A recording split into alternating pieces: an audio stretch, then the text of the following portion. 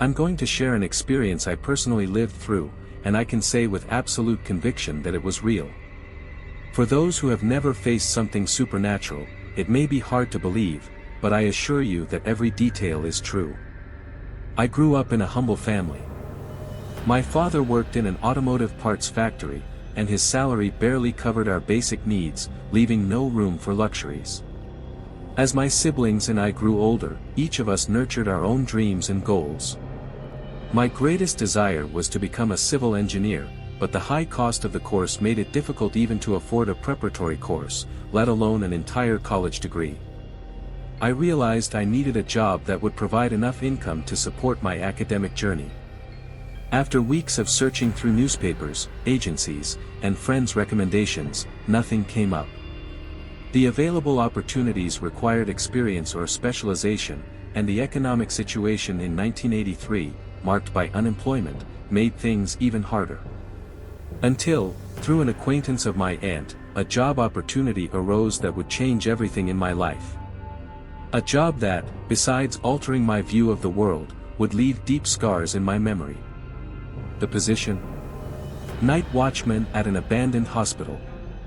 The hospital in question, located in Brooklyn, New York, had been shut down due to poor structural conditions, posing imminent risks to anyone passing through. There were rumors of corruption, with funds being embezzled during its operational period. After its closure, the building was sealed, with all equipment and files left inside. To prevent invasions and vandalism, guards were hired for 12-hour shifts, alternating at night, which would allow me to study during the day. Despite the natural fear of working in an abandoned place, I accepted the job. I received basic training in security, self-defense, and firearms handling. My equipment consisted of a blue and gray uniform, a baton, a .38 caliber revolver, a radio communicator, and reinforced boots. Deep down, I already suspected the job wouldn't be easy. My first day was scheduled for July 4, 1983, a Monday I will never forget. Upon arriving at the site, the view was striking, a massive building with more than 10 stories, surrounded by an extensive courtyard overtaken by abandonment. The guard who introduced me to the place mentioned that the previous colleague had mysteriously disappeared without a trace. He also reported hearing strange noises and seeing lights flickering in the building at night. With this air of mystery, he wished me luck and left. My base was a room located in the middle of the courtyard, equipped with the essentials for the job. During night rounds, I would register my passage at checkpoints scattered throughout the building. On the first night, I walked through dark hallways, rusty stairs, and quickly passed the basement, where the old morgue remained. I returned to the base relieved, though uneasy. In the following nights, the incidents began. I saw shadows, lights turning on, and during one of the rounds, I spotted a still figure at the end of the hallway. When I tried to confront it, it mysteriously disappeared.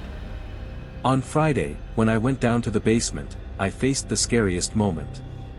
Looking through the morgue's small window, I saw a figure lying on one of the tables. When I gathered the courage to enter, I witnessed something unimaginable. The figure rose, revealing a grotesque appearance, with greenish skin and reddish eyes. Fleeing was my only reaction. Locked in the security room, I informed the central office that I wasn't feeling well.